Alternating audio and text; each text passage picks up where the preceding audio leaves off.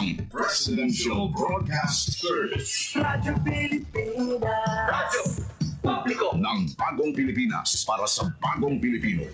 Naghahatid ng mahahalagang balita at impormasyon na uugnay ng pamahalaan sa sambayanan. Tulay sa himpapawid ng serbisyo publiko. Radyo Pilipinas. Radyo Publiko. Ang boses ng Pangulo sa Iloilo. Radyo Pilipinas. 585 Oras sa Radyo Pilipinas, alas 8:03 sa aga.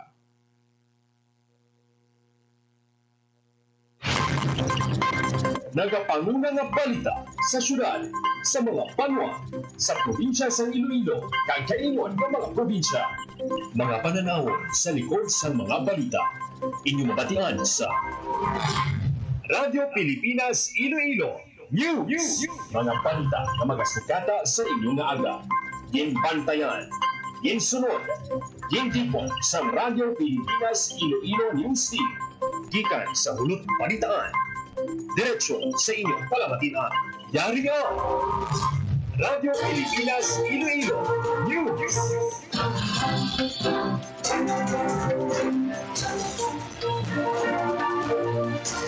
Ayong aga Pilipinas, good morning Western Visayas, welcome sa Radyo Pilipinas News. Subong adlaw sa Biyernes, Mayo 2, tuig 2025, ako ang inyong tagbalita kada aga.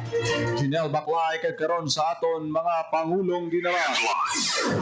Nasobra 5 kagatos ka job seeker sa Labor Day Job Fair na hard on the spot sa mga kumpanya nga ila ginaplayan. Nanay sang 4-piece beneficiaries labing unang hard on the spot sa Labor Day Job Fair.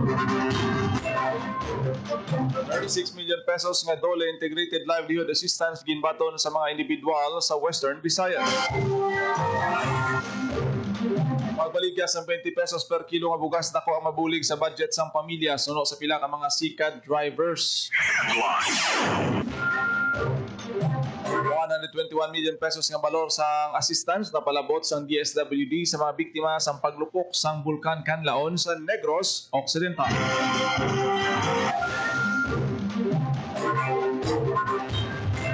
Nga anggulo sa pagpatay sa veterano nga journalist kaganay alkalde sang Aklan ginatutukan sa Aklan Provincial Police Office. Momelek ginainganyo ang mga persons with disability, senior citizens kag pregnant women nga mag-avail sang early voting sa adlaw sang eleksyon.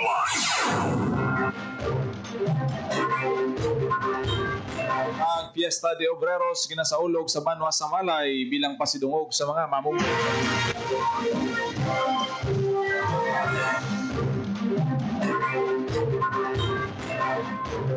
Oras sa Radyo Pilipinas, alas 8:06 sa aga kagkaron sa detalye na sa aton mga balita lokal. Radyo Pilipinas News. Naglabot sa masobra 5 kagatos ka mga job applicant sa 123rd Labor Day Job Fair sang Dole Field Office 6 sa Iloilo ang na-hard on the spot. Sa datos ng Dole Field Office 6 sa 1,117 ka mga actual attendees sa job fair, 47.18% o 527 sa ila ang na-hired on the spot. Samtang may 137 naman ka mga near hire sa mga aplikante nga kinahanglan na lang sang dugang nga mga requirements kag interview. Isa sa mga hard on the spot sang lokal nga kumpanya si Rhea May Trinidad taga Barangay Maria Clara City proper. Tuman ang kalipay ni Trinidad sang gilayon siya ginhambalan nga nabaton siya sa obra bilang bagger matapos ang interview. Dugang pa ni Trinidad nga masiguro na niya mahatag niya ang kinahanglanon sang iya duha nga magagmay nga mga kabataan. Si Trinidad ang ikaduha nga hard on the spot sa ginhiwat nga job fair. Pilipinas. Radyo Pilipinas News. Nagilibiyon gid sa sobra kasadya ang 36 anyos nga Iloy sang isa ka Pantawid Pamilyang Pilipino program beneficiary gikan sa Anilaw, Iloilo. Nga labing una nga na-hire on the spot sa giniwat nga 123rd Labor Day sa Dole kahapon nga adlaw sa Robinson's Place, Iloilo City. Sa interview sa Radyo Pilipinas Iloilo kay April Joy Diquinia, ginpahayag niya nga ini ang labing una nga kahiginan nga nagbuylog siya sa isa ka job fair. Na-hire si Diquinia bilang janitress sa isa ka lokal nga kumpanya. Ginpahayag pa na Dikinya nga tuman ang yakalipay bangod nga alas 6 pa lang sang aga sa naghalina siya sa ila balay agod magpasimpalad sa job fair. Sang gina-interview si Dikinya nagtulululo gid ang iyang luha bangod sa iya handom nga makabulig sa iyang bana nga isa ka mga uma kag mapatapos sa pagpaeskwela ang iya grade 12 kag grade 7 nga kabataan. Radyo Pilipinas. Radyo Pilipinas News. Nagbaton sa kabugusan nga 36.05 million pesos ang pila ka vulnerable individual sa Western Visayas bilang kabahin sang Dole Integrated Livelihood Program sang Dole Field Office 6. Kadungan sa giniwat nga Labor Day Job Fair sang Mayo 1 ginbaton sa pila ka grupo kag mga benepisyaryo sa Iloilo kag Guimaras ang assistance. Magluwas sa Iloilo kag Guimaras may giniwat man nga releasing sang assistance sa iban pa nga probinsya sa Rehiyon 6. Lakip sa gin-propose nga proyekto sa mga benepisyaryo ang farm implements, rice milling, rice trading, egg laying, native chicken production, kag iban pa. Ang DILP isa ka inisyatibo nga naghatag sang assistance sa mga individual kag grupo agot mapasanyo kung magsugod sa mga proyekto sa palangabuhian. Nagatuyo ini nga mabuhinan ang pagkahuyang sa mga disadvantaged workers kag madugangan ang ila kita paagi sa pagnegosyo kag paghanas sa ila mga ikasarang. Radyo Pilipinas. Radyo Pilipinas News. Pagbaligya sa 20 pesos per kilo nga bugas, dako ang mabulig sa budget sa mga pamilya. Suno sa pila ka tricycle driver sa distrito sang Lapas. Radyo Pilipinas. Radyo Pilipinas. Detalye sang balita. Mas makaligwa sa budget sa pamilya ni Rodolfo Antiqueña, driver sa tricycle sa distrito sa Lapas, sa tiyon nga makatuman ang pagbaligya sa tag 20 pesos per kilo nga bugas sa syudad sa Iloilo. Suno sa iya na mas maayo kung may barato nga bugas na pwede mabakar sa merkado sa sini, iya mapaigo ang iyakita sa adlaw-adlaw nga pagbiyahe sang sikad. Para naman kay Dito de la Cruz, mas pilion sini ang tag 20 pesos per kilo nga bugas kumpara sa iban na commercial rice na suno siya mahal. Magluwas na makakinot, may dugang siyang inagbakal sa iban pa nga makinanglanon sa sulod siyang iya panimalay. Para sa Bagong Pilipinas, Gina Baclay, Radyo Pilipinas, Radyo Pilipinas. Radyo Pilipinas News.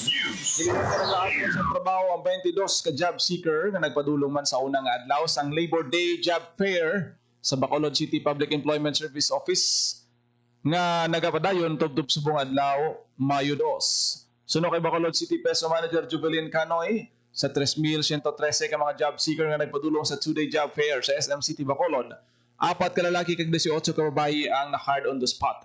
Naibuluhan nga naglabot sa masobra 11,000 ka trabaho, lokal kag abroad ang gintanyag sang hindi magdubo sa 70 ka mga kumpanya sa mga Bacolod noon nga negrense job seekers.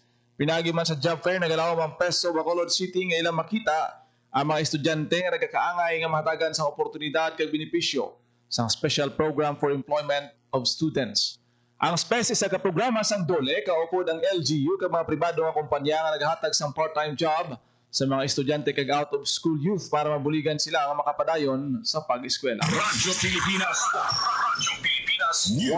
121 pesos na balon sang assistance na palabot sang DSWD sa mga pamilya nga naapektuhan sa paglupok sang bulkan Kanlaon sa Negros. Radyo Pilipinas. Radyo Pilipinas. Report. Sa detalye sang balita. Nalabutan sa masobra 121 million pesos ang assistance na napalabot sa DSWD Field Office 6, local government units kag non-governmental organization sa mga pamilya sa Negros Occidental nga naapektuhan sa paglupok sa bulkan Kanlaon. Sa masobra 121 million pesos na assistance, masobra sa 94 million pesos diri ang ginhatag sang ahensya nga ginlakipan sa family food packs, non-food items kag bulig pinansyal. Sa karon may masobra pa sa 5,600 ka individual ang nagatinira sa 14 ka open evacuation center kag masobra sa 8,600 ang nagatinira naman sa ilang mga himatao kung kakilala. Samtang may naka-standby nga masobra sa 138 million pesos na bilis ang food kag non-food items kag standby fund ang DSWD6 nga handa i-augment sa magakinahanglan nga LGU. Para sa Bagong Pilipinas, Marian Grace Aranyata, Radyo Pilipinas, Radyo Publiko. Radyo Pilipinas. Radyo Pilipinas News. Arestado sa Station Drug Enforcement Team ang instansya Police Station o kung instansya Municipal Police Station ang isa ka high-value target drug personality sa ginpatigayon nga buy-bust operation sa barangay Kanuan, Instansya, Iloilo. Ang suspect ginkilala nga si alias AC, 27 anyos, kang residente sa barangay Poblacion Zone 2, Instansya. Nakumpiska sa suspect ang 127 gramos ang suspected Chevu, valor 867,000 pesos. Ginpatigayan ang operasyon kasunod sa nabaton nga reports ng kapulisan na tuoy sa drug-related activities ng suspect. Sa diin, naglabot sa kapin 2 ka bulan ang surveillance. Suno kay Iloilo Police Provincial Office Director Police Colonel Bayani Razalan ang madidlagon nga operasyon nagapamatuod sa importansya sang pag-upod sang komunidad sa pagpakig-away batok sa ilegal na droga. Nagapati si Razalan nga kung magbinuligay ang tanan, madamo ang mahimo sa kampanya kontra ilegal nga droga. Sa pagka-aresto sa suspect kaso nga paglapas sa Republic Act 9165 o Comprehensive Dangerous Drugs Act of 2002 ang iya pag-aatubang. Radyo Pilipinas. Radyo Pilipinas News. Pinatutukan ng Aklan Police Provincial Office ang tanan nga anggulo sa pagtiro patay sa veterano nga journalist nga si Mr. Johnny Dayang. Suno sa kay Aklan PPO spokesperson Police Captain Aubrey Ayon. Pila sa mga anggulo nga ginapadalman sa kapulisan amo ang politika, profesyon sini bilang isa ka kilala nga katapos ng media kag posible man ang personal nga motibo. Sa nagluntad nga insidente gilayon man nga nagpakig-angot ang kapulisan sa mga individual nga posible makabulig sa ila ginapatigayon nga investigasyon, kalakip man ang pag-review sang CCTV footages sa diin nakita ang gunman. Prioridad sang Aklan PPO ang maresolba ang kaso gani pangabay sang kapulisan sa publiko, ilabi na sa may ihibalo nga magkig-angot sa otoridad bangod ginapasiguro nila ang seguridad samtang ginalagas ang may kahimuan sa krimen. Naibuluhan gintiro patay si Dayang sa iya balay sa barangay Andagao, Kalibo, Aklan sang tinalikdan nga Martes, Abril 29. Radyo Pilipinas. Radyo Pilipinas News. Mga person with disabilities, senior citizens kag pregnant women, ginainganyo gid sa Commission on Election sa pag-avail sang early voting sa adlaw sang pinili. Radyo Pilipinas. Radyo Pilipinas. Sa Commission ng Election ng mga persons with disabilities, senior citizens, at mga pregnant women na mag-avail sa early voting sa adlaw sa eleksyon sa mabot na Mayo 12. Magabukas ang COMELEC sa pagpaboto sa nasambit ng vulnerable sector alas 5 hasta alas 7 sa aga, agad sila ang makaboto sang temprano kumpara sa regular na schedule. Ini ang unang ation na may early voting ang COMELEC agad hindi sila mabudlayan sa pagpila sa mga presinto. Panaulitin din maka-avail sa early voting magapahamtang sa gyapon sang priority lane ang COMELEC sa regular nga mga schedule sang pagbotohay para sa mga PWD, senior citizens kag pregnant women. Ang regular na schedule sang pagboto ang magasugod alas 7 sa aga kag magatakop hasta alas 7 sa gabi. Para sa Bagong Pilipinas, Junel Baclae, Radyo Pilipinas, Radyo Publiko. Radyo Pilipinas. Radyo Pilipinas News.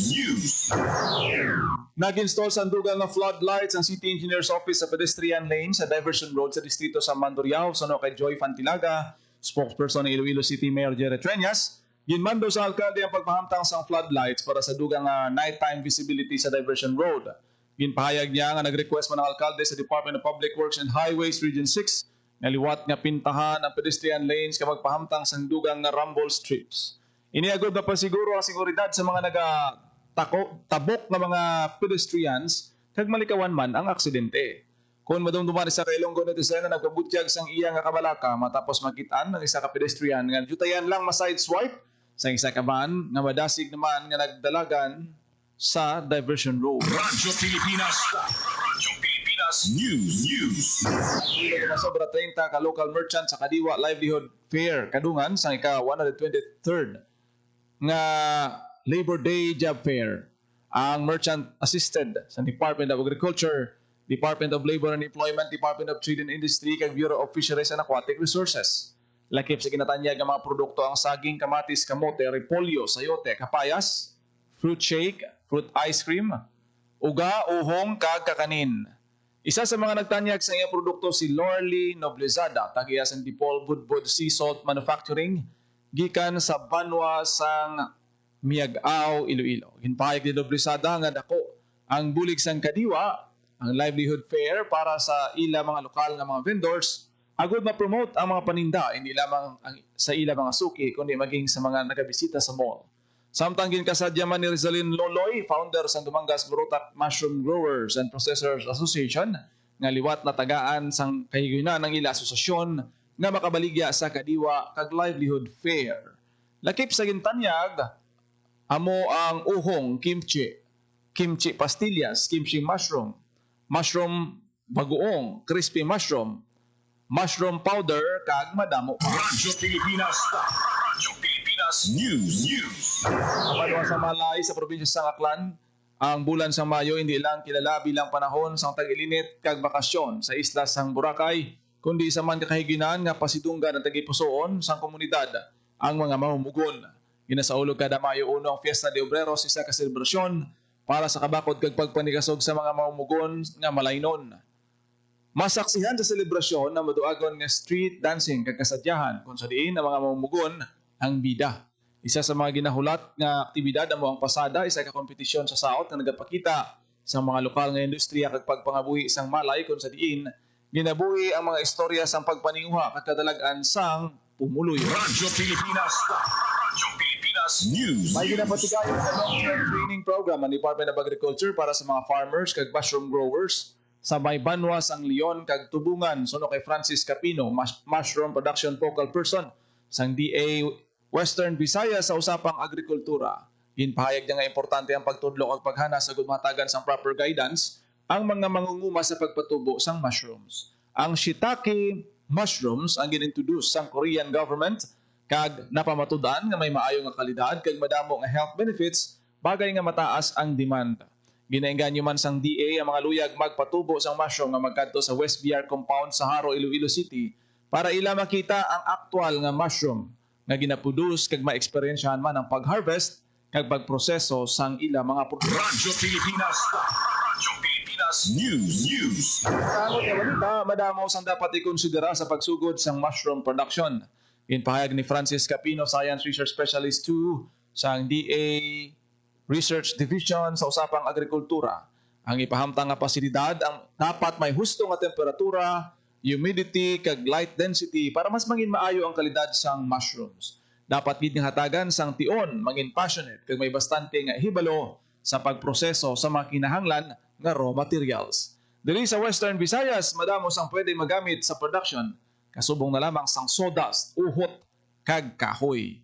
Dugang panikapino, dako gid ang oportunidad nga madala sa mushroom production, magluwas ang health benefits, mataas ang demand sa merkado bilang sangkap sa nari-sari nga mga pagkaon, kag bisan pa sa paghimo sang bulong. Radyo Pilipinas News. Oras sa Radyo Pilipinas, alas 8:21 sa Radyo Pilipinas. kag inyo nabatian ang detalye sa mga nagapanguna nga balita sa pagpangalagad sang Radyo Pilipinas News subong adlaw sang Biyernes, Mayo 2 tuig 2025. Sa dugang pangabalita kag impormasyon, i-follow lang, i-share kag i-like ang aton Facebook page Radyo Pilipinas Iloilo ag Radyo Pilipinas Community Group. Thank you gid sa aton sila mga nag-upload sa aton nga Facebook Live subong na aga.